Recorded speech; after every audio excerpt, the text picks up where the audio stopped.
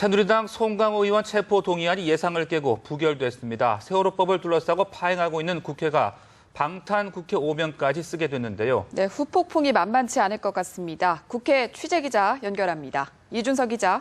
네, 조금 전 국회 본회의 표결에서 송강호 의원에 대한 체포 동의안이 부결됐습니다.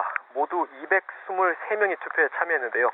반대가 118표로 찬성 73표보다 무려 45표나 많았습니다. 여야는 방탄국회는 없을 것이라며 단호한 입장을 밝혀왔는데요. 결국은 동료 의원 감싸게 나선 셈입니다.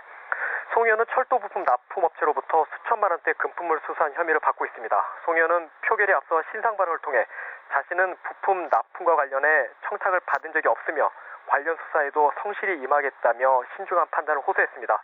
황교안 법무부 장관은 표결 직전 범죄 혐의가 충분히 입증된다며 체포안 처리를 요청했지만 부결을 막지 못했습니다. 금품 수수 규모가 상대적으로 많지 않은 데다 송강호 의원의 막판 읍소 전략이 통한 것 아니냐는 관측도 나옵니다. 네, 그동안 여야가 불체포 특권을 포기하겠다고 약속해 왔는데요. 결국은 방탄국회로 되돌아갔다. 이런 비판이 나오지 않을까 싶은데요. 네, 그렇습니다. 그 경위가 어찌됐든 불체포 특권 포기 약속을 저버리고 동료 의원 감싸기에 나섰다는 점에서는 비판을 피하기 어렵게 됐습니다. 체포안이 본회의에서 부결된 것은 2012년 7월 11일 새누리당 정두원 의원 이후로 2년여 만입니다. 당장 방탄국회라는 오명을 쓰게 된 새누리당은 곤혹스러운 표정을 감추지 못하고 있고 새정치연합도 충격 속에서 새누리당에 대한 공세에 나선 모습입니다. 반대표가 118이었고 무효표가 24이었습니다. 체포동의안 표결은 무기명 비밀투표여서 정확하게 어느 당에서 얼마나 많은 반대표가 나왔는지는 확인되지 않고 있습니다만 송강호 의원과 같은 당인 새누리당 의원들은 물론 일부 야당 의원들도 반대표나 무효표를 던진 거 아니냐는 관측이 나옵니다. 이 때문에 벌써부터 상대당에 대한 책임을 떠넘기는 책임 공방이 불가피할 것으로 보입니다. 지금까지 국회에서 전해드렸습니다.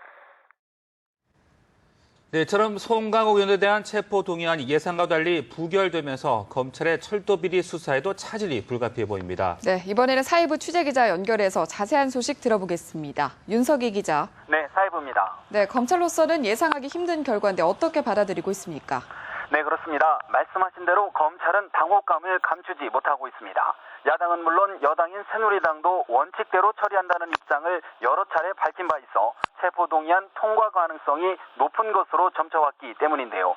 당장 검찰의 수사에 차질이 불가피해졌습니다.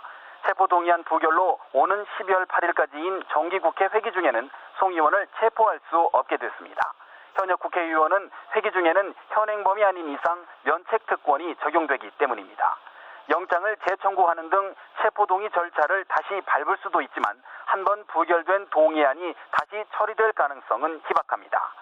정기국회가 끝난 뒤에도 내년도 예산안 처리를 위한 임시국회가 바로 소집될 것으로 보여 송강호 의원에 대한 신병 처리는 연말을 넘길 것이란 예상도 나옵니다.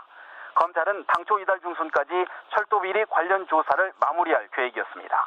하지만 송강호 의원에 대한 체포 동의안이 부결됨에 따라 불구속 상태에서 조사한 뒤 기소하는 방안도 검토할 것으로 보입니다. 송 의원은 내일 체결장치 납품업체인 AVT사로부터 사업의 편의를 봐달라는 청탁과 함께 5,500만 원을 수수한 혐의를 받고 있습니다. 검찰은 송 의원에 대해 사전 구속영장을 청구했고 법무부 등을 거쳐 지난달 28일 국회에 체포동의서를 제출했습니다. 지금까지 사회부에서 전해드렸습니다.